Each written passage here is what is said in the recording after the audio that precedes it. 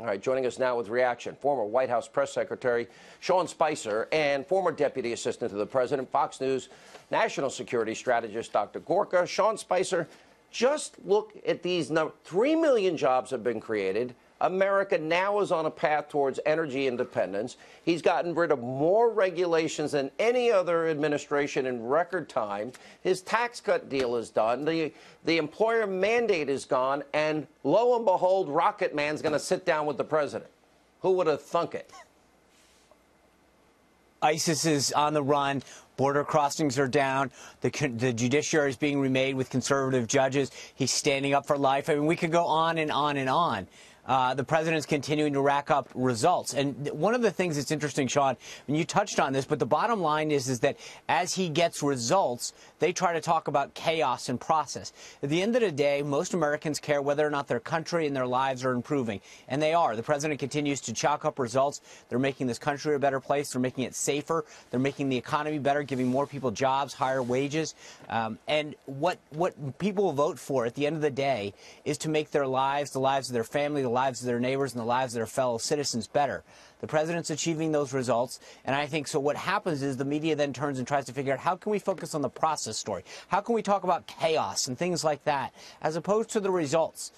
The one thing that I think is really interesting, Sean, is that President Trump is doing exactly what he said he would do on the campaign trail. Washington is littered with politicians that make promises over and over again and then don't fulfill them. President Trump's doing exactly what he said he was going to do, and he's getting the results that he said he would get.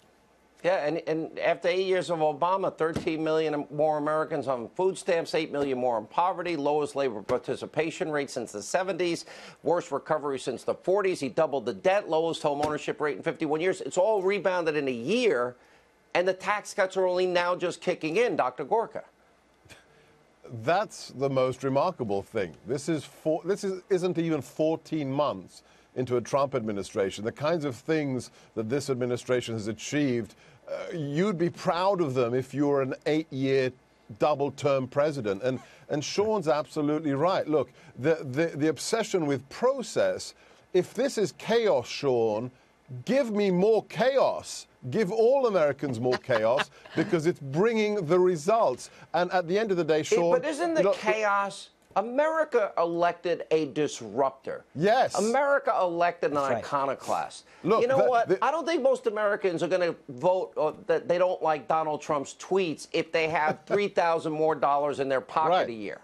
Right. Look, Sean, let's just say one thing. We lived it. Sean and I lived it inside the building.